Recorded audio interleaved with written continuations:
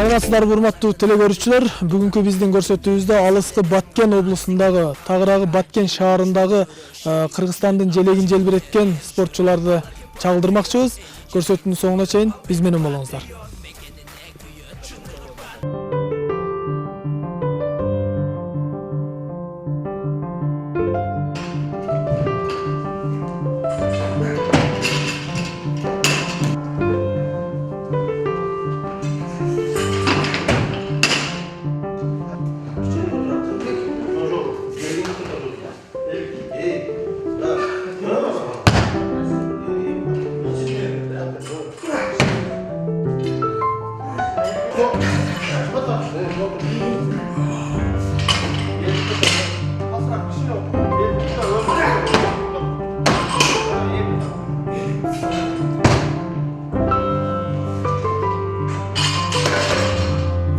Урматтуу телекөрүүчүлөр, биз азыр ушул Баткен шаарындагы спорт комитетине караштуу оор атлетика боюнча спорт залда турабыз.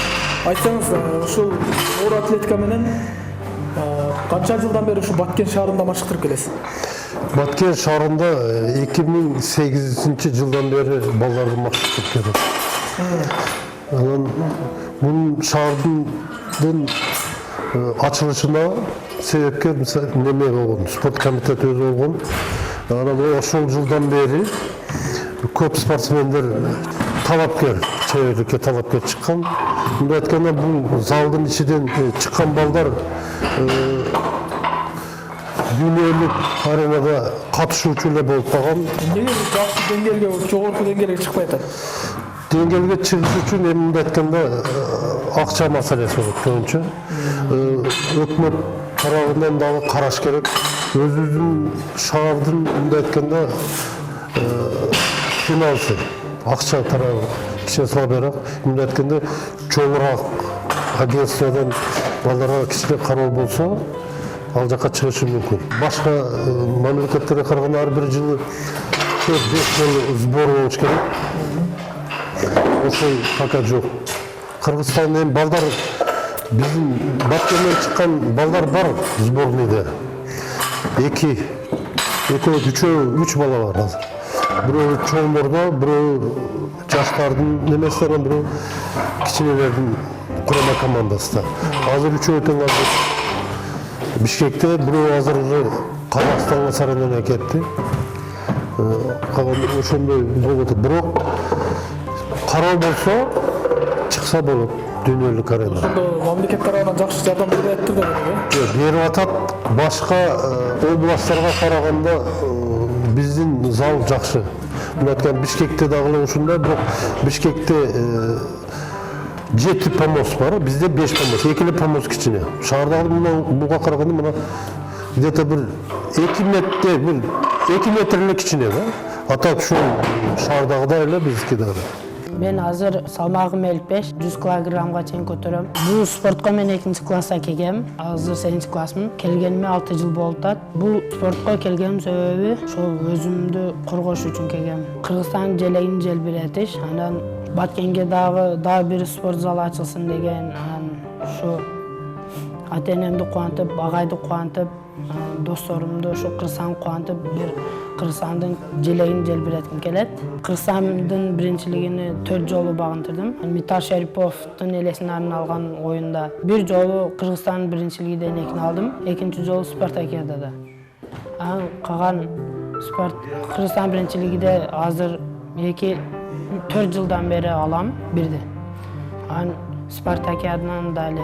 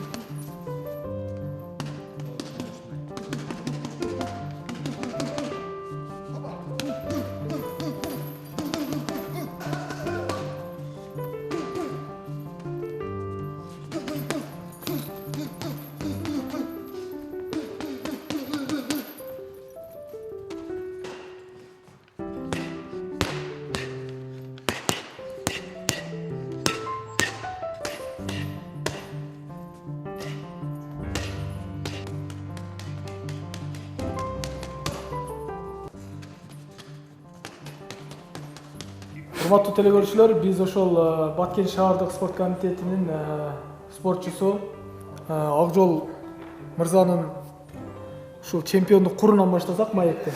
Акжол мырза, айтсаңыз, ушул чемпиондук кур тууралуу айтсаңыз. Бул кур бүткүл дүйнөлүк бокс ассоциациясынын Азия боюнчагы версиясы, ВБА деп коет. Ушул курду 2018 жылдын апрель айында венесуэлалык мушкер менен беттешип, очко эсебинде жеңип алдым. Андан кийин ушул жылдын сентябрь айында, декабрь келе жакында эле 2 жолу курду коргоп калдым. Акжол мырза, азыр ушу биздин телекөрүүчүлөргө да кызык болот болсо керек, сиздин алгачкы ушу машыгыңыз кайсыл жерде башталган?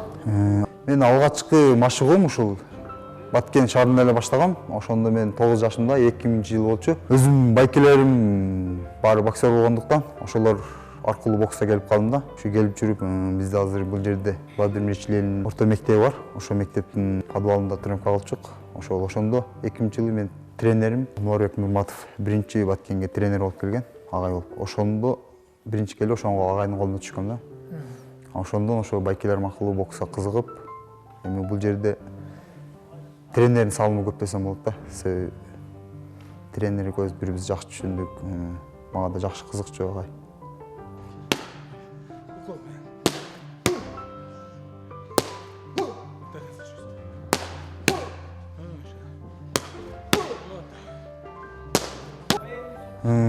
Мен ушул бокстагы ийгиликтерим ушул 2000-жылдан бери 18 жыл болуптур бокска катышканыма. Ошондон бери 2005-жылы ушул өспүрүмдөр арасында Кыргызстанды жеңип алдым. Андан кийин уландар арасында 2007-жылы, андан кийин 2013-жылы чоңдор арасында Кыргызстан үчүн 3 жолу жеңип алдым да. Андан кийин мен нефт өндүргөн мамлекеттер арасында дүйнө кубогун жеңип алдым. Анан көптөгөн ушу эл аралык мелдештерде призер, жеңүүчү болуп ушундай болуп аттым. Эми жетишкендиктер Кудайга шүгүр жакшы эле. Посещал. Красный угол ринга. Встречайте чемпиона WBA Азия из России, город Екатеринбург, Акжол Сулайманбек Улу. А теперь представитель Екатеринбурга.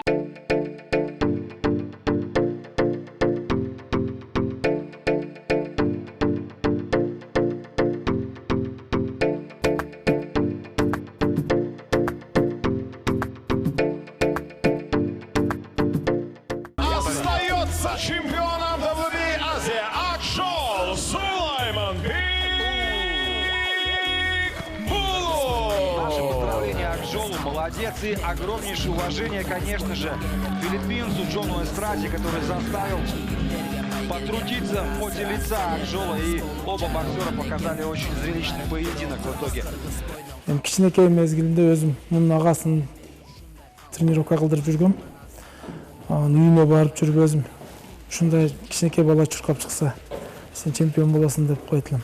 Болсом тренировка да кылбайт эле. Андан келип баштады. 3-классынан баштап даярдадык. Эми көп кыйынчылыктар болот. Кыйынчылыксыз эч ким ишке жетпейт экен. Бир балдарым чыгып, дүйнөлүк аренада чыгып, өзүн көргөзүп, биздин өзүбүздүн Кыргызстан желегин желбиретсе деген ар бир агайдын мечтасы. Мен ойлойм, мен да мечтамдын бир бөлүгүгө жеттим деп ойлойм да. Мына Азиянын чемпиону болуп, Кыргызстан желегин көтөрүп, дүйнө жүзүгө таанылып атат. Мына азыр дүйнөдө өзүнүн ушул версиясында 10-чу орунга чыгып калды, первый десятка. Бул деген дүйнө жүзүндө 10-та эң кыйын боксердин бирөөсү деп атат. Бул мен үчүн бакыт, мен сыймыктанам ушул нерсеге. Ушуга мен өзүм кичинекей болсо да салымын кошконуна сүйүнөм. Ушул жеңиштериңиздин арасынан эң бир кубанган, эсте каларлык бир жеңишиңизден айтып өтсөңүз. Эми бул эсте каларлык дегенде бул эң биринчи жеңишиң болот да. Себеби дегенде бокска эми эле чыкканда биринчи жеңишиң бул аябай толкун арасында. Ошондо мен 28 килограммдан чыгып Баткен биринчилигинде жеңип алгам. Ошо мен үчүн себеби дегенде аш эсимден чыкпайт да, постоянно ошону эстеп турам. Анан бул куруңуздагы негизинен азыр бизде кызыктырып атат да. Ошо куруңузду алганда кандай толкундоолор болду, кандай кыйынчылыктар болду? Биз угушубуз боюнча бул Кыргызстан тарыхында алгачкы жолу келип жаткан кур да. өтсеңіз? Бул курга мээнет өтө катуу болду. Мисалы 18 жылдык мээнет десем болот да. Себеби дегенде ошол мен кичинекейимден ушул кесиптик бокска өтө кызыкчумун да. Өзүмө кичинекей консервалардан ушундай курларды жасап алып кыялданчумун. Анан бул курга 2000 ушул жылдын апрель айында венесуэлалык мушкер Леонардо Падилла менен беттештим да. Себеби дегенде сопернигим рейтинг боюнча, дүйнө жүзү рейтинг боюнча ушул версия боюнча 13-чү орунда турчу да. Анан ошо менен беттештим. Анын 16 бойдун 14 нокаут менен соккон. Биз бир да жеңилүү узатын таткан эмес. Ошол мушкер менен беттешип, очко эсебинде жеңип алдым. Ошол бойда өтө мен үчүн кыйын бой болду да. Татаал болду, э? Өтө татаал болду. Ага мен 3 ай даярдандым. Соперниктин ошонан мага караганда тулку бою узунураак, 8 сантиметр узун болчу. Красный угол ринга. Приглашается на соперник Акшол Сулайман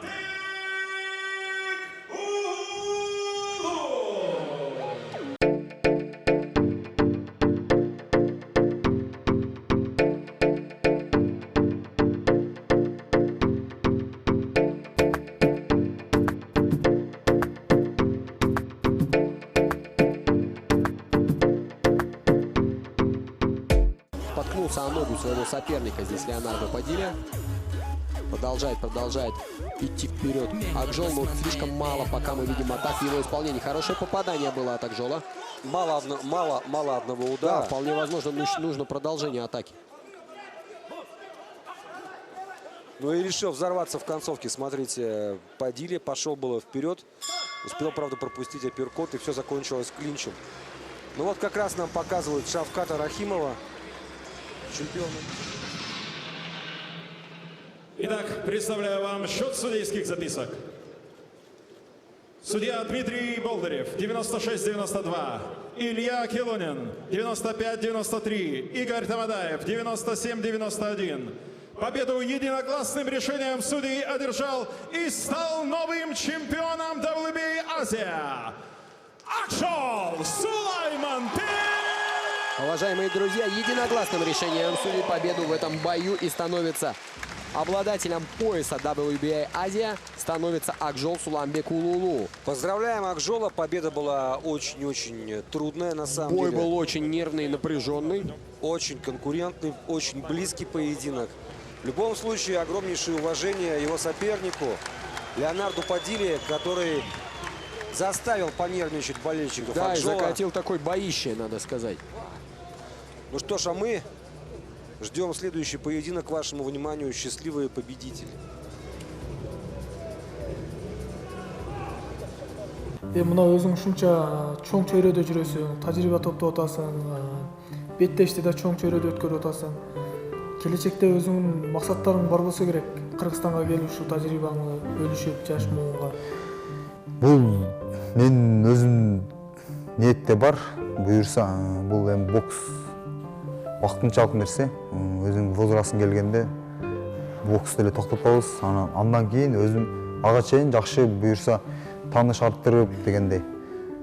Ушул Кыргызстанга келип өзүбүз бир жакшы зал ачып, балдарды чыгарып, өзүбүз билген нерсени бизден кийинки муундарга үйрөтүп, Кыргызстандан ушу дүйнөнү багынта турган, Кыргызстанды дүйнөгө таанытып турган балдарды чыгарабыз деп ниет кылып жүрөбүз. Урматтуу спорт сүйүүчүлөрү жана кыргызстандыктар, сиздерди эртеңки келе жаткан жаңы жылыңыздар менен чын жүрөктөн куттуктайбыз. Жаңы жылда ар дайым жакшылыктар болсун, тынччылык, молчулук болсун элибизде. 2019 жыл спортсмендер үчүн жемиштүү жылдардан болсун. Спортту сүйүңүздөр, ден соолуктарыңыздар, оорубаңыздар. Быйылкы 2018 жыл Баткен шаар үчүн жакшы ийгиликтүү жылдардан болду. Баса белгилеп кетчү нерсе эң биринчи ошол Акжолдон баштасам.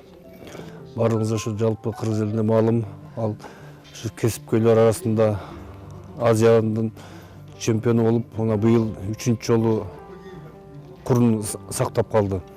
Андан сырткары оор атлетика боюнча биздин башкартуучубуз Абдырашид Табалдиев ушул Баткен шаарында ушундай кичинекей шарт деле анча деле жок. Мүмкүн болсо шарт түзүп берип жатабыз.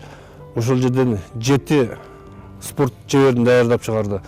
Анын көптөгөн балдары ушу Кыргызстандын курама командасында машыгып бүгүнкү күндө ушу Кыргызстандын желегин бийик көтөрүп жакшы ийгиликтерге жетишип келе жатышат. Андан сырткары Баткен шаарында өзүңүзгө белгилүү таеквондо 3кө бөлүнөт. Анын ушул ВТФ бөлүгү ушул олимпиадалык оюндарына кирген түрү. Ошол жакшы өнүгүп, Кыргызстанда жакшы ийгиликтерди жаратып келе жатат. Буюрса, ошо эл аралык мелдештерде да жакшы ийгиликтерди жарат деген чоң үмүттөбүз. Жана айтып кеткен спортсмендерге чоң ыраазычылык билдирет элем ушу Баткен шаардык Женеттер менен спорт бөлүмүнүн атынан. Ушул мамлекеттин колуна карап турбай, алар деме өрчөлөрдү издеп, башка накчаларды таап, ушул патриот жигиттер дейм да, аларга ошо чоң ийгилик каалаймын. Аларды ошо олимпиадалык оюндарда көрсөк деген тилектемин. Буюрса көрүп каларбыз. Учурдан пайдаланып, ушу жаңы келе жаткан 2019 жылы жакшылыктардын жылы болсун, ушул спортсмендер үчүн ийгиликтүү жылдардан болсун. Дайыма ошо спорт менен машыгып, жалпы эл ошо ден соолуктуу бололу. Ошо элдин ден соолугу бул мамлекеттин байлыгы. Ошондуктан бардык жалпы кыргыз элине ден соолук каалайм.